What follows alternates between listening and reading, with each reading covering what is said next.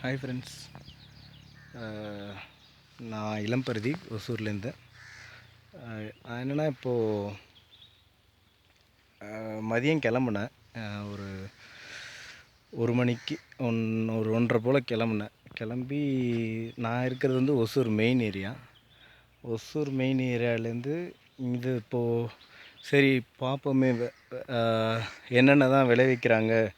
இந்த தளி ரோடு ஆக்சுவலாக தளி ரோட்டில் தான் என் கம்பெனி இருக்குது. ப்ளஸ் தளிக்கு வந்து பார்ப்போம். சரி விவசாயம் எப்படி பண்ணுறாங்க, ஏது பண்ணுறாங்க, என்னென்ன விதெல்லாம் போடுறாங்க, என்னென்ன வகையான க்ராப்லாம் விளைவிக்கிறாங்கன்ட்டு தெரிஞ்சுக்கிறதுக்காக நான் வந்தேன். எல்லாம் இப்போது இது என்னென்னா சுத்தமாக ஒரு மலைப்பகுதி. இந்த மலைப்பகுதியில் பார்த்திங்கன்னா நிறைய பேர் நான் வரும்போதே பார்த்தீங்கன்னா அந்த செழுமை இருந்துச்சு. நான் வர்ற வழியில், இந்த தளி வர்ற வழியில். சரி இப்போது என்ன பண்ணுறது, யார்கிட்டயாச்சும் பேசலான்னு பார்த்தேன். அப்போ வந்து அப்படியே பேசும்போது இப்போது ஒருத்தர் அதான் நீங்கள் இன்னொரு வீடியோவில் பார்த்துருப்பீங்க. இது நாகேஷ்ன்ட்டு ஒரு விவசாயி. அவர் வந்து ஒரு 2 ஏக்கர் நிலம் வச்சுருக்கிறாரு. அந்த 1 ஏக்கரில் வந்து க்ளீன் பண்ண முடியாமல் அப்படியே போட்டுட்டார்.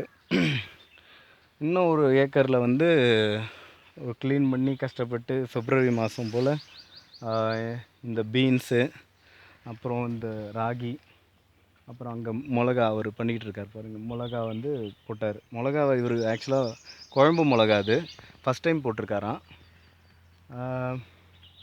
இப்போது இது பீன்ஸு பார்த்திங்கன்னா, இப்போது வந்து இன்னொரு அம்மாக்கிட்ட நான் அங்கே மேலே கேட்டேன். அவங்க வந்து இப்போ தான் போடுறாங்க, இப்போ தான் விதை போடுறாங்க. அவங்களுக்கு என்னென்னா இப்போது ரேட்டு நல்லா போகுதுன்ட்டு இப்போ தான் போடுறாங்க. இப்போ ரேட்டு பார்த்திங்கன்னா மார்க்கெட்டில் 30லேருந்து 40 வரைக்கும் பீன்ஸு போகுது. அது 3 மாத பயிர். சரி இவர் வந்து February மாதமே போட்டுட்டார். போட்டு என்னாச்சு, இது வரைக்கும் நல்லா தான் இருந்து தான். மார்ச் இப்போ 10ஆம் தேதி வரைக்கும் நல்லா தான் இருந்துச்சு.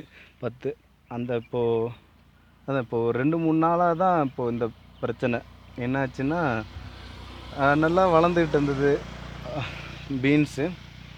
அந்த கொடி என்னாச்சு, அந்த இலைகள்லாம் மஞ்சள் ஆகிடுச்சு. எனக்கு ஆக்சுவலாக அந்தளவுக்கு இவர் நான் என்னென்னு கேட்டதுக்கு, இது உங்களுக்கு பார்த்திங்கன்னா தெரியும் மஞ்சள் கலரில். இவர் நான் என்னென்னு கேட்டதுக்கு இவர் சொன்னது, இந்த சூட்டுனால் திடீர்னு மழை வந்துட்டு அப்புறம் திரும்ப சூடு ஆனதுனால இந்த மாதிரி மஞ்சளாக ஆகிடுச்சு அப்படின்னு சொல்கிறாரு. எனக்கு அந்தளவுக்கு அதை பற்றி தெரியல. உங்களுக்கு தெரிஞ்சதுன்னா எனக்கு சொல்லுங்கள், நான் இவர்கிட்ட சொல்லலாம், இவருக்கு தொடர்பு கொண்டு நான் சொல்லலாம். இதுதான் என்னோடய மோட்டிவே வந்து என்னென்னா, நான் இந்த டாக் வித் ஃபார்மர்ஸ் அப்படின்ற ஆரம்பித்ததுக்கான மோட்டிவே அதான். இவர் இப்போ என்ன சொல்கிறாரு, இது வரைக்கும் 12,000 செலவு பண்ணிருக்கேன்னாரு. இது வரைக்கும் 12,000 செலவு பண்ணதெல்லாம் இப்போது அவ்வளோதான், வேஸ்ட்டு, நான் என்ன பண்ண போகிறேன். நான் அவர்கிட்ட கேட்டது ஒரு கேள்வி தான். நான் அவர்கிட்ட எடுத்த உடனே நான் என்ன கேட்டேன்னா, அதை என்ன விஷயமா அப்படின்னு கேட்டார். நான் சொன்னேன், விவசாயத்தை பற்றி தெரிஞ்சுக்கணும். இப்போ விவசாயம் பண்ணி நிறைய பேர் கஷ்டப்படுறாங்க, அது தெரிஞ்சுக்கிறதுக்காக தான் வந்தேன் அப்படின்னா. விவசாயம் ஏன் கஷ்டப்படுறாங்க, அவர் சொன்ன பதில் இது தான். விவசாயம் ஏன் கஷ்டப்படுறாங்க, இந்த பாருங்கள், எதிர்பாராத விதமாக ஆயிடுச்சு. எதிர்பாராத விதமாக இப்போது அந்த கிளைமேட் வந்து அதான் ஒரு திடீர்னு வந்தது. இப்போது எனக்கு போயிடுச்சு, இப்போ 30-40 ரூபாய்க்கு விற்கிது, நான் என்ன பண்ணுவேன் அப்படின்னு என்கிட்ட கேட்குறாரு. இந்த மாதிரி விவசாயிகள் வந்து அவங்க கஷ்டங்களுக்கு வந்து அவங்க எதிர்பாராதமாக பல விஷயங்கள் நடக்குது. இதெல்லாம் யார் வந்து சொல்லணும், இதெல்லாம் யார் சொல்லணும்? இப்போது இது வந்து அரசு தான் வந்து முன்னெடுத்துகிட்டு போகணும். அரசு முன்னெடுத்துகிட்டு போயிட்டு இதே போல் வந்து விவசாயிகிட்ட தொடர்ந்து பேசணும். பேசி எந்தெந்த மாதிரி பிரச்சனைகளை வந்து அவங்க வந்து சந்திக்கிறாங்க, அந்த பிரச்சனைகளை எப்படி வந்து தீர்வு காணலாம். நிறைய பேர் சயின்டிஸ்ட் நிறைய பேர் இருக்காங்க. அவங்களாம் எதுக்கு இது என்னென்னா, படித்ததோடு இருக்கக்கூடாது. இந்த மாதிரி கஷ்டப்படுறாங்க, இவங்க விளைவிச்சு சரி ஓரளவுக்கு சம்பாதிக்கலாம் அப்படின்னு நினச்சிட்டு, இவருக்கு ஆனால் விவசாயம் மட்டும்தான். இவர் டைலர் கடை வச்சுருந்தார். இப்போ எடுத்து இது செஞ்சுருக்காரு. ஆனால் இவர் பாருங்கள், எல்லாம் இப்போ திடீர்னு ஆகிடுச்சு. என்ன பண்ண முடியும்?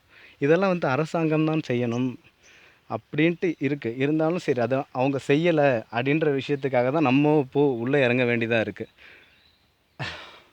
தங்களுக்கு தெரிந்த இப்போது இந்த மாதிரி ஏன் மாறுது, இதுக்கு என்ன தீர்வு, இவங்க வந்து என்ன பண்ணலாம் அப்படின்னு தங்களுக்கு தெரிந்த தீர்வுகள் ஏதாவது தெரிஞ்சதுன்னா எனக்கு மெசேஜ் பண்ணுங்கள். நான் இவருக்கு ஃபோன் பண்ணி சொல்கிறேன். இதே போல் வந்து இதை மீட்கலாம் அப்படின்ற மாதிரி சொல்லுங்கள். இல்லை இந்த மாதிரி சந்தர்ப்பங்களை இந்த மாதிரி ஹீட்னால் இது பாதிக்கப்படுறதை எப்படி தவிர்க்கலாம், என்னென்ன வகையான எனி நியூ டெக்னாலஜி வந்திருக்கா, அந்த மாதிரி விஷயங்கள் இவருக்கு நான் பகிர்ந்தேன்னா இவர் வந்து இந்த இதுலேருந்து தப்பிக்கலாம். அந்த மாதிரி நிறைய விஷயம் அந்த இதுக்காக தான் நான் இப்போ இந்த வீடியோவை வந்து பதிவு பண்ணிக்கிட்டு இருக்கேன். எனவே நம்ம வந்து இப்போது நான் இப்படி போய் பார்க்குறது போல் நீங்கள் வந்து ஒவ்வொருத்தரும் எனக்கு தெரிஞ்ச ஃப்ரெண்ட்ஸ் இப்போது என்னால் முடிஞ்சது ஒசூரில் எனக்கு தெரிஞ்சு அதான் நிறைய பேர் சொன்னாங்க, ஒசூரில் அந்தளவுக்கு கஷ்டப்படுறவங்க இல்லைடா, அவங்கெல்லாம் வந்து லேண்டை விற்றுட்டு வீடு கட்டிகிட்டு இருக்காங்க, வீடு கட்டி வாழ்ந்துட்டுருக்காங்க வட்டிக்கு விட்டுட்டு அப்படின்னு சொல்கிறாங்க. அந்த அந்த விஷயந்தான் எனக்கு பிடிக்கல. விவசாயத்தை விட்டுட்டு போகிறாங்கன்னா என்ன விஷயம் பிடிக்கல, அதாவது அதில் வரலன்னு அர்த்தம். அதனால் அவங்க வந்து விவசாயம் பண்ணுறதுக்கு என்ன பிரச்சனை, அந்த பிரச்சனையிலேருந்து எப்படி மீண்டு வர்றது, அது நம்ம செய்ய வேண்டிய வேலை. அரசாங்கம் செய்ய வேண்டிய வேலை நம்ம இப்போ எடுத்து பண்ணுறதா ஆயிடுச்சு. ஓகேங்களா? நம்மளால் முடிஞ்சதை நமக்கு நீங்கள் அரசாங்கத்தில் யாராச்சும் தெரிஞ்சிருந்தாங்கன்னா அவங்க ஹெல்ப் பண்ண முடியும்னா சொல்லுங்கள். நம்ம இவரை மாதிரி ஆளுகளுக்கு கண்டிப்பாக பண்ணுவோம். இவர் வந்து ஒரு எடுத்துக்காட்டு தான். இது பல மாவட்டங்கள், தமிழ்நாட்டில் பல மாவட்டங்களில் நிறைய பேர் இருக்காங்க. இதெல்லாம் சொல்ல முடியாமல் இப்போ நான் போய் இப்போ கேட்டதுனால சொல்கிறாரு, அவரோட வேதனையை கொட்டினார். அந்த மாதிரி பல மாவட்டங்கள் தமிழ்நாட்டில் வந்து சொல்ல முடியாமல் தவிச்சிட்ருக்காங்க. அவங்கள்ட்ட போய் பேசுங்க. பேசினா தான் அவங்களுக்கு வந்து நம்மளோட கஷ்டத்தை கேட்குறதுக்கு ஒரு ஆள் இருக்காங்க அப்படின்னு அவங்களுக்கு தோணும். அரசாங்கம் தான் கேட்க மறுத்துருச்சு. நாம் கேட்போம். நாம் இளைஞர்களெல்லாம் வேலையில் பிஸி ஆகிட்டோன்னு நினைக்க வேணாம். அட்லீஸ்ட் ஒரு 2 மணி நேரம், எனக்கு ஒன்றுமே ஆகலை, மதியம் காலை வரைக்கும் என்னோடய வேலையை முடிச்சிட்டேன். மதியம் கிளம்பி வந்தேன், ஒரு 2 மணி நேரம் கூட ஆகலை, இவரை நான் பார்த்துட்டேன். அந்த மாதிரி நீங்களும் உங்களால் முடிஞ்சதை பண்ணுங்கள். நம்ம எல்லாருமே டிஸ்கஸ் பண்ணுவோம்.